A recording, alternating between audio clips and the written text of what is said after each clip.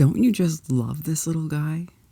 It's hard to believe that my first giraffe workshop was a year ago, but I was going back through some old footage and found where I demonstrated how you can create a coordinated background to go with the papers you are creating for a project.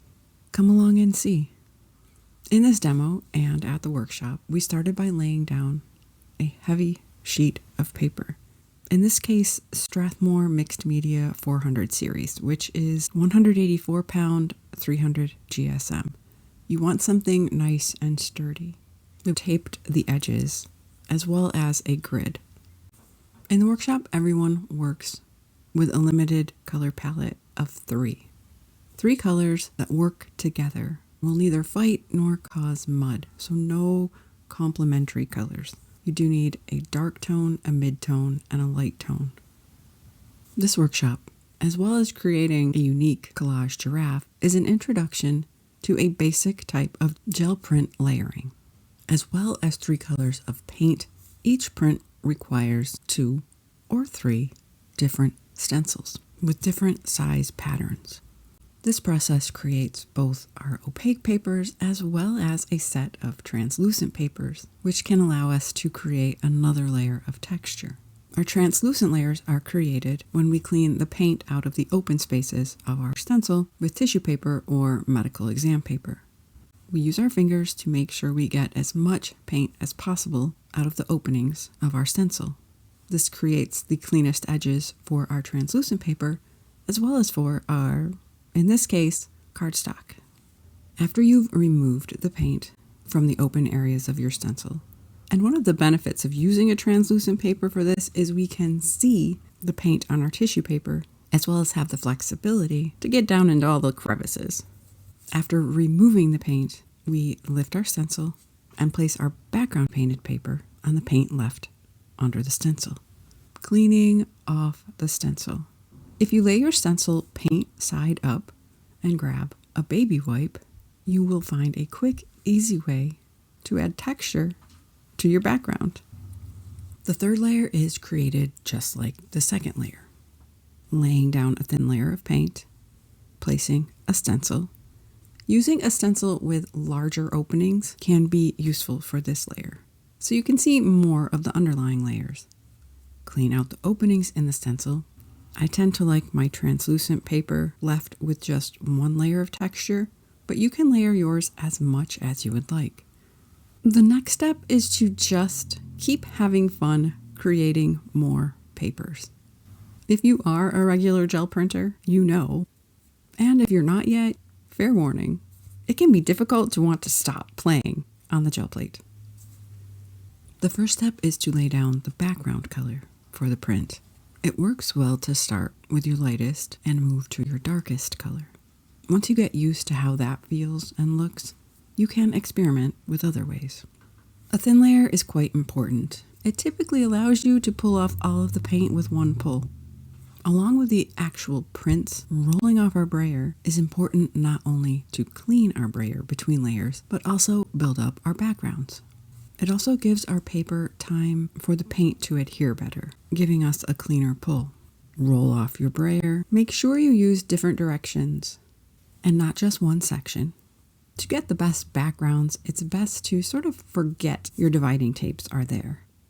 Baby wipe clean your stencil and pull your print. To give your third layer even more time to adhere, you could go ahead and choose your next stencils. I'm using my classroom set of 6x6 gel press gel plates, along with various 6x6 stencils. As just mentioned, change your stencils, and as earlier mentioned, change the order of your paint values. We started light, medium, dark, but you can see what happens when you mix that up. This is not a color palette I typically work in, but it works really well to demonstrate this technique. You don't need to start with a colored base layer. You can have your base just be white. Bringing in white paint also allows you to expand your textures. You can also experiment with using different size pieces of paper. My squares are all the perfect size for the 6x6 gel plates because they're 6x6 cardstock, but using larger pieces can allow you to create even more variations of texture with a sort of patchwork effect. You can play with texture tools.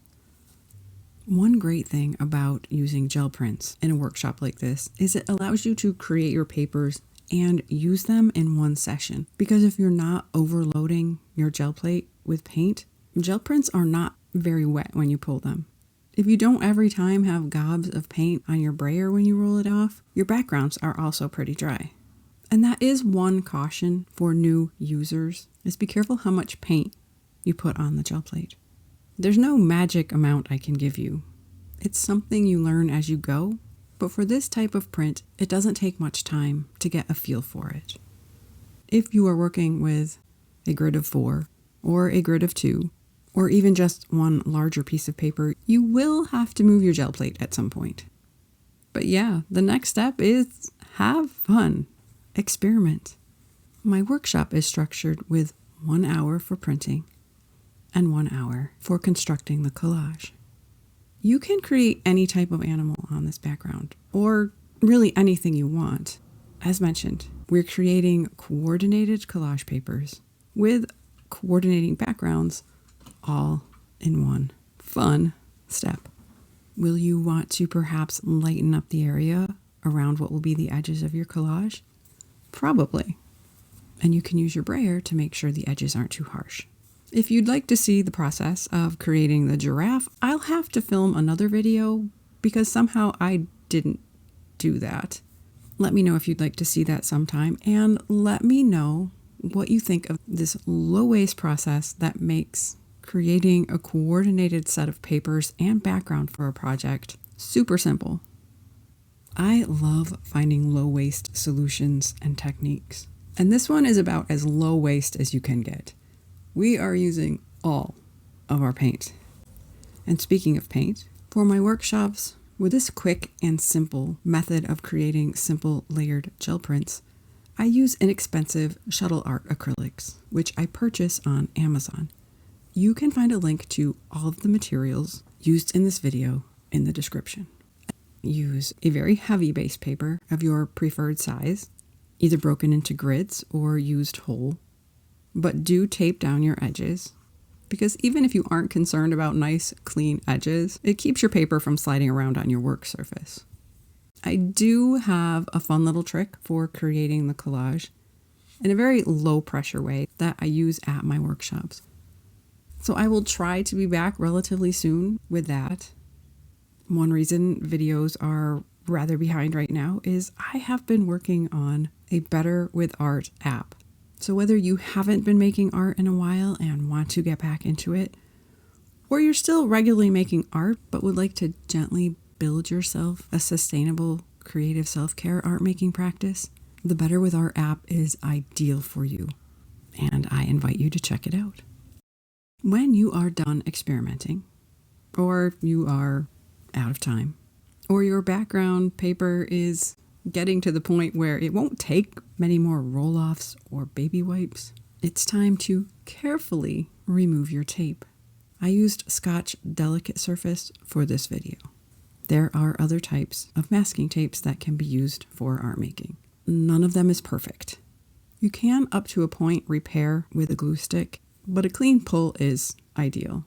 One thing that can help is a hairdryer or a heat tool made for crafting. You don't want something super hot that could scorch, but applying heat loosens up the adhesive. Seeing your sections with their nice white borders allows you to see them more as part of a finished work of art than just a mess. Next comes the cutting. I love my Westcott titanium scissors. I bought them as a 2-pack when I was teaching at a nursery school. One pair lived at home, and one pair was seriously put through its paces because that job involved a lot of cutting for project samples and prep. As I got back into my art practice, both pairs have admirably survived heavy use, and I highly recommend them. With the process done this way, you actually end up with 4 backgrounds you can use, so you could create your own little series.